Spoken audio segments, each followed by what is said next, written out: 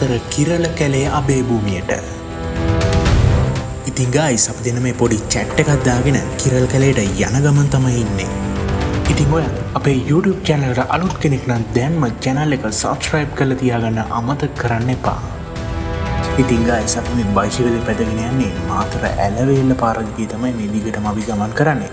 ඉතින් අපි කිරළ කැලේට ගිහිල්ලාම කතා බහ කරමුකෝ ඉස්සරහට මොනවද වෙන්නේ කියලා.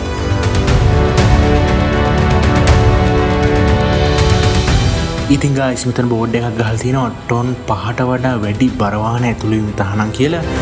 ඉතින් අපිට අවුලක් නැහැ. අපි යන් ඉස්සරහට. ඉතින් ඔයාලට පේනවා මෙතන විදුලි රැහැන් ටිකක් වගේ තියෙනවා ඉස්සරහා නිකන් විදුලි බලාගාරයක් වගේ.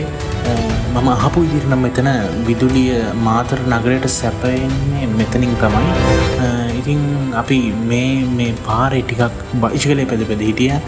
අපි කෙලිම කිරළ කැලේට ඇතුළු වුණේ නැහැ. ටිකක් වෙලා මෙතන බයිසිකලේ පැදලා පොඩි ආතල්ලයක් දැම්මා. ඉතින් ගයිස්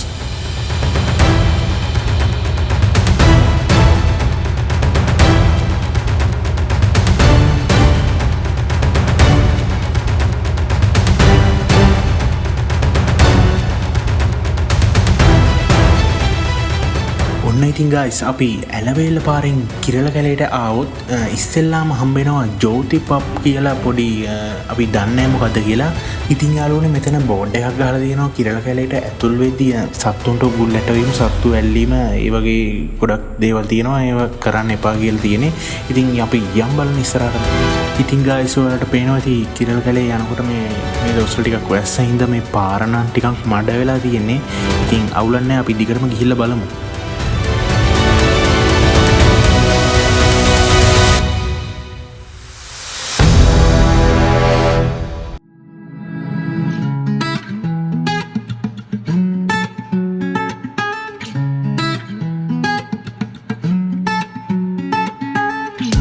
ඉතින් ගයිස් අපි ඔහොම කිරළ කැලේ දිගටම යනකොට සාමාන්‍ය ටිකක් දුරට යනකොට හම්බුණා අපිට මේ ඇලගාව බන්ට් එකක් හම්බුණා.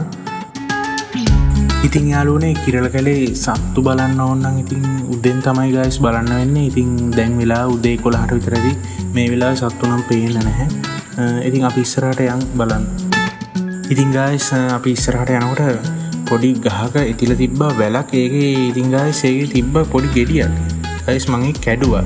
ඉතින් කැඩුවට පස්සේ ගයිස් මගේ අතේ කිරි වගේක් ගෑවුණා. ඉතින් මම ටක් ගාලා ඉතින් හොදන්න තැනකුත් නැහැ.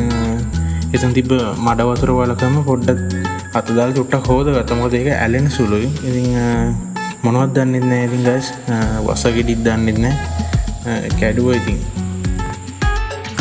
ඉතින් යාළුවනේ කිරළ කැලේ ඉතින් ඇත්තටම පට්ටම ලස්සනයි. හොඳ ස්වභාව සෞන්දර්යයක් තියෙනවා.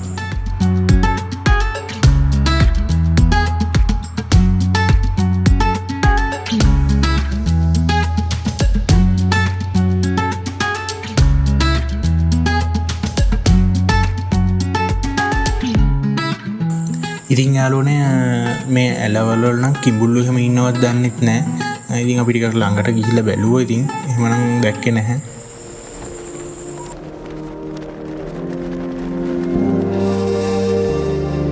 ඉතින් යාළුවනේ අපි තව ටිකක් කිරළ කැලේ ඉස්සරහට ගියා.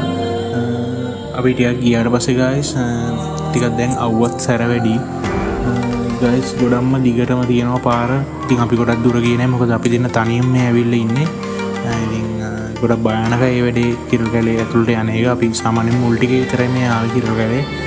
මැද හරියට යන්න බෑ. අතරම අපි දෙන්න විතරයිනේ. ඉතින් ගයිස් ඔයාලට පේනවා ඇති මේ වෙලාවේ හරියටම ඉර මුදුන් වෙලා තියෙන්නේ. ඉතින් ගයිස් දැන් වෙලාව ගත්තොත් හරියටම ගයිස් දැන් වෙලාව 12:06 වෙලාව.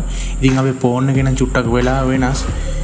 ඉතින් යාළුවනේ අපි කිරළ කැලේ ඇතුළට යන්න තීරණය කරේ නැහැ. මොකද මේ වැඩේ භයානකයි ගොඩක්ම. මොකද අපි දෙන්න විතරයි මේ තනියම යන්නේ. ඉතින් ගයිස් අපි ටිකක් වෙලා මෙතන බයිසිකලේ පැදලා ඊට පස්සේ ගයිස් නැවත ගමන හැරිලා එන්න හිතුවා.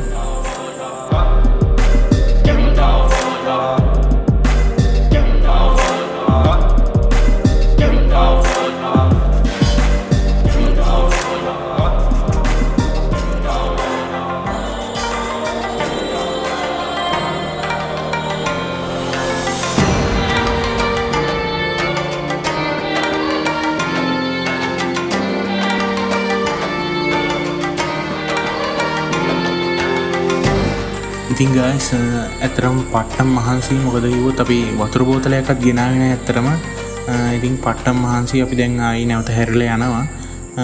ඉතින් ගයිස් ඔයාලට පෙන්නන්න ඕන ගයිස් කිරළ කරේ ඇත්තරම අපවිත්‍ර කරලා තියෙනවා තැනින් තැන.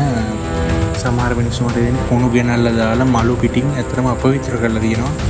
බියර් ටින් shopping bag වර්ග ගොඩක් ගෙනල්ලා දාලා තියෙනවා. ඉතින් ගයිස් කියන්න තියෙන ගයිස් ඔයාලා වුණත් කිරළ කැලේට එනකොට මේ වගේ කිසිම දෙයක් ගේන්න එපා. මොකද වතුර බෝතලයක් ගෙනාවොත් ඒක නැවත අරන් යන කුණු ගෙනල්ලා දාන්න එපා. ඉතින් ගයිස් ඇත්තම කිරළ කැලේ ඇත්තටම මාතරට ඉතාමත් වටින සම්පතක්. ඉතින් හැමෝම මේක ආරක්ෂා කරගන්න ඕනේ. ඉතින් ගයිස් අපි ඊළඟ වීඩියෝ එකෙන් හමු වෙමු.